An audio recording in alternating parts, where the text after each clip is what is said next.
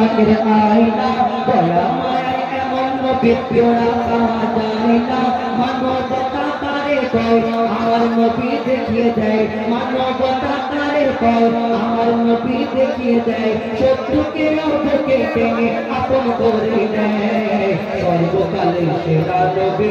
সর্বকালের সেরা নবী আল্লাহ তাআলা কয় সর্বকালের সেরা নবী আল্লাহ তাআলা কয়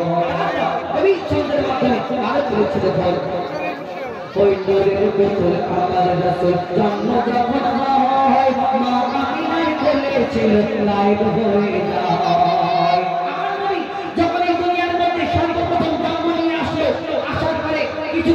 আমার নবীকে ওই ফেরেশতারা নিয়ে চলে গেল কি হয় কবি ছন্দের মাধ্যমে আর বলছে দেখুন নূরের গোসল আমার রাসূল জন্ম যখন হয় মা আমিনার কোলে ছিল লাইট হয়ে যায় দাদা মুতালিব এদিকে ওদিকে খুঁজতে থাকে ভাই শিকল সত্য শিশু কোথায় গেল বোঝা বড় দায় জিবরিল আমিন মোর নবীকে তুলে নিয়ে যায়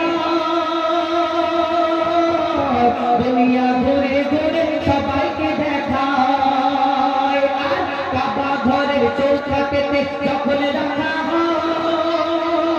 হয় দুনিয়া ঝুঁকে গেল শিশু নবীর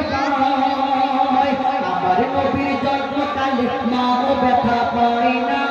যখন বাচ্চা কাচ্চা জন্মগ্রহণ করে মায়ের কত কষ্ট হয় বলুন তো মা কত ব্যথা পায় আমার নবী যখন দুনিয়ার মধ্যে আসে কি লিখছে দেখুন আমার নবীর জন্মকালে মাও ব্যথা পায় না দয়ার নবী মায়ার নবী কাউকে ব্যথা দেয় না আমার নবীর জন্মকালে মাও ব্যথা পায় না দয়ার নবী মায়ার নবী কাউকে ব্যথা দেয় না নবী বিদায় কালে আজরাইলকে বলে নবী বিদায় কালে আজরাইল